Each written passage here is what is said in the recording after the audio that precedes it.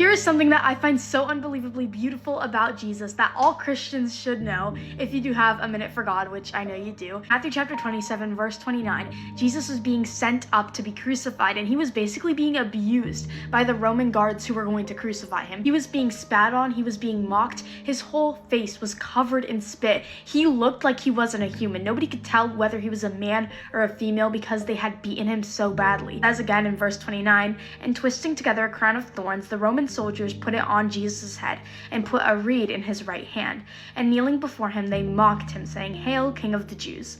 And they spit on him and took the reed and struck him on the head. They were striking Jesus on the head, digging that crown of thorns deeper into his skull, and they would spit on him. I would argue that even now, and more so back then, spitting on someone is the greatest form of disrespect you can have for them. You're basically calling them worthless. There is no worse thing you can do than to spit on someone. You're showing them that they mean nothing to you, that they are like the dirt that you walk on. And these Roman guards were spitting on Jesus who created them. They were spitting on the God who formed them into life. And the really beautiful thing about all this is that if Jesus really wanted to, he could have sent down a legion of angels. He could have sent down the powers of heaven to give these men what they deserved. He could have done that. It was totally in his power. He was God in human form. Jesus could have gotten revenge. He could have executed these guys, but Jesus didn't do that. He was humble enough.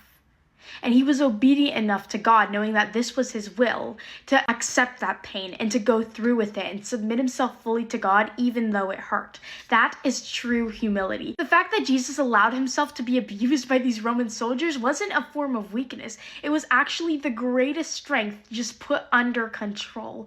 The strongest man who ever walked on earth didn't turn his head when he was being spit on. He didn't flinch when he was being struck by a reed and there was blood gushing down his face. He allowed it to happen because he knew that that was God's plan. It was obedience, humility, and submission even when it hurt. And so because we as followers of Jesus are called to take on his traits and become more like him, we need to learn that just because you're silent, just because you allow yourself to be persecuted and you don't say anything about it, that doesn't mean you're weak. Don't try and get revenge on people. Don't try and attack them or retaliate when they do wrong to you, but know that there is a God in heaven who will give them perfect judgment, who will judge them for every action that they've done. And that's not your role. Your role is not to fulfill judgment, but to be a steward of God's grace. So whenever people revile you, whenever they curse you, whenever they spit on you, allow it to happen. And that's not weakness. That's strength under control, just like how Jesus showed his strength when he was being spit on by Roman soldiers. Thank you for watching this video. If it helped you, drop an amen in the comments. I love you guys so much.